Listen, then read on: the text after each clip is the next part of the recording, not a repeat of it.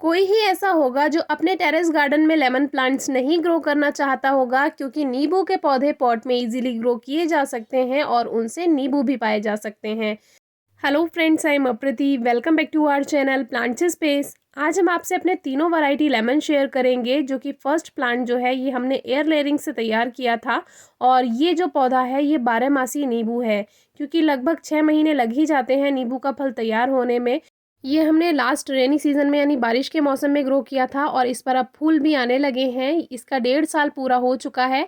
ये जो पौधा है ये भी हमने एयर लेयरिंग से तैयार किया था और इस पौधे पर भी हमें 1.5 साल में नींबू मिल गए थे। तो अब तो इसका ये 2.5 साल चल रहा है, यानी 2.5 ईयर का हमारा प्लांट हो चुका है और बहुत अच्छे से इसमें अब फ्लावरिंग स्टार्ट हो गई है। जो सर्दियों का इसमें नींबू है इसको हटा देते हैं, क्योंकि ये ग्रोथ नहीं करेगा और प्लांट न्यू फ्लावरिंग और फ्रूटिंग पर अपना ध्यान दे, इसीलिए हमने ये हटा दिया है। तो देखिए काफ़ी अच्छे से हर टहनी पर इसमें फूल बनने लगे हैं और नींबू के पौधे पर मोस्टली आपको फरवरी में फ्लावर्स देखने के लिए मिल ही जाएंगे, चाहे कोई सी भी वैरायटी हो। और थर्ड ये है मंदारिन, जो कि एक ऑर्नामेंटल ऑरेंज होता है, इसको मैंड्रिन भी कहते हैं।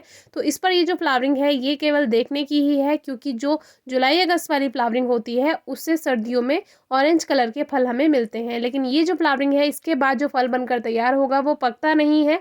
तो फिलहाल ये 8 और 12 इंचेस के पॉट में लगे हुए हैं। तो इन तीनों को हम ग्रो बैग्स में शिफ्ट करेंगे, जो कि इसमें ड्रेनेज होल भी हैं और इनका रिव्यू हम आपसे शेयर कर चुके हैं।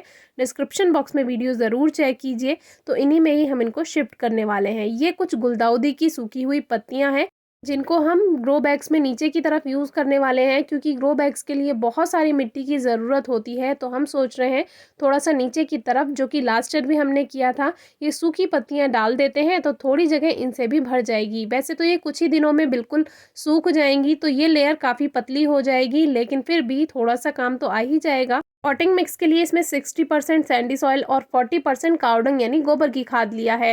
गोबर की खाद हल्की होती है और मिट्टी भारी होती है, तो देखने में ये दोनों बराबर ही लग रहे होंगे, लेकिन ये बराबर नहीं है।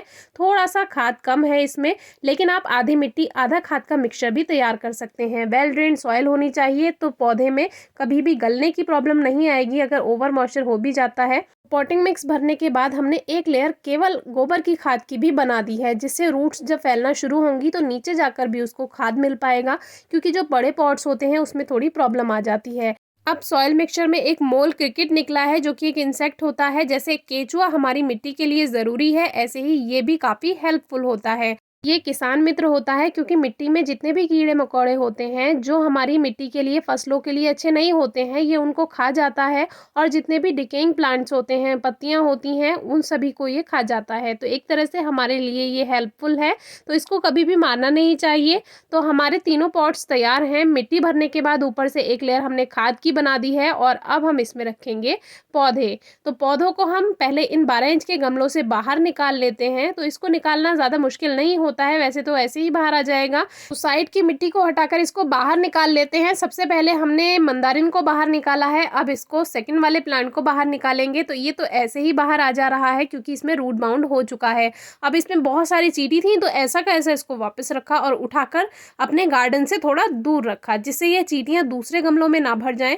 तो अब हमने इसको दूसरी जगह लाकर रखा और प्लांट को थोड़ी देर ऐसे ही रखा रहने दिया, जिससे ये चींटियां हैं ये चली जाएं। परेशानी की कोई बात नहीं है, ये चली जाती हैं और आगे कभी इसके बारे में डिटेल में वीडियो शेयर करेंगे। तो अब थर्ड प्लांट, जो कि सबसे पहला प्लांट है, इसको भी बाहर निकाल लिया है और इसमें भी देखिए रूट बाउंड हो चुका है। तो सबसे पहले जो ड्रेनेज होल पर पत्थर रखा हुआ था उसको निकाल दीजिए और नीचे नीचे की तरफ से ही हम इसकी थोड़ी थोड़ी मिट्टी को हटाने वाले हैं, जिससे अब नए पॉट में जाने के बाद ये प्लांट अच्छे से फैल जाएगा, इसकी रूट्स फैल जाएंगी, ग्रोथ कर लेंगी।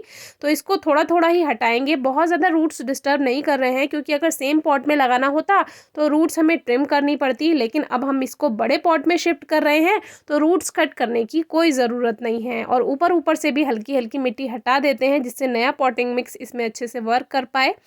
लेकिन अब हुआ ये कि मिट्टी ज़्यादा है, तो हमें ऐसा लगा कि नीचे की मिट्टी को हटा देते हैं, लेकिन फिर वो लेयर हमने तैयार की हुई है खाद की, वो बेकार हो जाएगी। तो जो इस प्लांट में ही नीचे की तरफ की मिट्टी थी उसी को ही थोड़ा सा हल्का कर लिया है हमने। तो इससे क्या होगा, थोड़ी जगह भी बन जाएगी और हमें वापस मिट्टी हटाने की ज़रूरत ही नहीं होगी। आप चाहें तो थोड़ी बहुत रूट्स ट्रिम कर सकते हैं, लेकिन अभी प्लांट का फ्लावरिंग सीजन स्टार्ट हो चुका है, तो हम नहीं चाहते हैं कि प्लांट स्ट्रेस में जाए। अगर आपके प्लांट पे भी फ्लावरिंग हो रही है तो इस तरह से आप रीपॉट कर सकते हैं, दूसरे बड़े पॉट में शिफ्ट कर सकते हैं। नहीं तो अगर आप नहीं करना चाहते हैं रीपॉटिंग तो कोई बात नहीं, रेनी सीजन भी बहुत अच्छा समय है, उस समय आप प्लांट को रीपॉट कर सकते हैं। वैसे कोशिश कीजिए कि जनवरी फरवरी में आप ये काम कर लें तो ज़्यादा अच्छा है। तो अभी हम इसमें जो पॉटिंग मिक्स तैयार किया हुआ है सॉइल मिक्सचर वही भर देते हैं साइड साइड से, और अच्छे से भरना है क्योंकि हमने नीचे की तरफ से प्लांट से मिट्टी हटाई है तो वो जगह पूरी भर जानी चाहिए, नहीं तो रूट्स को फैलने में बिल्कुल भी जगह नहीं मिलेगी। तो वो जो रूट्स हैं उसकी वजह से प्लांट भी स्ट्रेस में जा सकता है। तो जब भी किसी गमले में आप इस तरह से प्लांट रखते हैं उसके बाद साइड साइड से मिट्टी को अच्छी तरह से भर देना है, और बीच बीच में प्लांट को अच्छी तरह से थोड़ा सा हिला दीजिए। तो उससे क्या होगा, जो जगह खाली रह जाएगी पॉट में वो सभी भर जाएगी। तो नहीं तो ये ग्रो बैग्स जो होते हैं, अगर इसमें कहीं भी थोड़ी सी जगह बिना मिट्टी के रह गई तो वहीं खाली खाली लगता है और वो जो ग्रो बैग है वो मुड़ जाता है। तो कोशिश कीजिए अच्छी तरह से जो मिट्टी है वो भर जाए। तो इस तरह से तो हमने अपने फर्स्ट प्लांट को रिपोर्ट कर दिया है। जब भी आप कोई फ्रूटिंग प्लांट ग्रो कर रहे हैं तो स्टार्टिंग में उसको आप 12 इंच के गमले में लगा सकते हैं 1 साल के लिए या 1.5 साल के लिए। लेकिन उसके बाद कोशिश कीजिए कि आप उसको बड़े ग्रो बैग में शिफ्ट कर दें या बड़े पॉट में शिफ्ट कर दें, तभी आपको उसमें ढेर सारी फ्रूटिंग मिल पाएगी। अब लेते हैं सेकंड प्लांट जो कि 1.5 साल का हो चुका है। तो ये 8 इंच के गमले में लगा हुआ था, लगभग 8 से 10 इंच का पॉट है ये। तो उसमें ये लगा हुआ था, तो हम चाहते तो इसके 12 इंच के पॉट में भी शिफ्ट कर सकते थे, लेकिन जब अभी ग्रो बैग्स हैं तो हमने सोचा इसको डायरेक्ट ही 12 इंचेस के ग्रो बैग में शिफ्ट कर देते हैं। ग्रो बैग में 12 इंच के गमले में और 12 इंच के ग्रो बैग में थोड़ा सा डिफरेंस होता है, तो इसके बारे में अलग से एक वीडियो शेयर करेंगे जिसमें डिटेल पूरा बताएंगे आपको इसके बारे में। तो अभी सेकंड प्लांट को भी हमने लगाने के बाद इसको भी साइड से सॉइल को अच्छे से प्रेस कर दिया है और वाटरिंग कर दी है। अब लेते हैं थर्ड प्लांट जो कि मंदारिन है, ऑर्नामेंटल ऑरेंज। इसमें एक छुई मुई का पौधा लगा हुआ है तो इसको हम हटा देते हैं, जिससे मंदारिन का प्लांट अच्छी ग्रोथ कर पाए। और ये ग्रीन है, यानी कि ये इसमें न्यू ग्रोथ स्टार्ट हो सकती थी, लेकिन फिर भी हमने हटा दिया जिससे हमारे प्लांट में कोई इसकी रूट्स ना फैलें और ये अच्छे से अपने आप अकेला ग्रोथ करता रहे। तो इसको भी हमने रख दिया है और इसमें भी उसी तरह से मिट्टी को भर देंगे। जब भी आप कोई प्लांट लगाते हैं तो पॉट में लगाने से पहले ये ज़रूर देख लीजिए कि वो सीधा है या नहीं, क्योंकि फिर वो वैसे ही ग्रोथ करता चला जाएगा।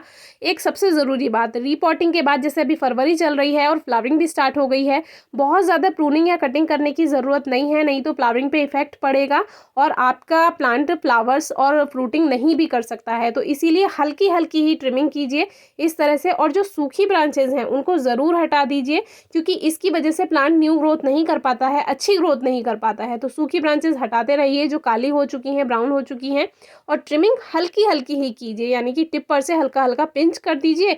तो एक तरह से पिंचिंग भी हो जाएगी और आपने रिपोर्टिंग तो कर ही दी, और रिपोर्टिंग नहीं भी करनी है तो मिट्टी की गुड़ाई करके थोड़ा गोबर की खाद ज़रूर मिला दीजिए, और हर 25 से 30 दिन में खाद ज़रूर दीजिए और अच्छी धूप में पौधे को रखिए। Thank you.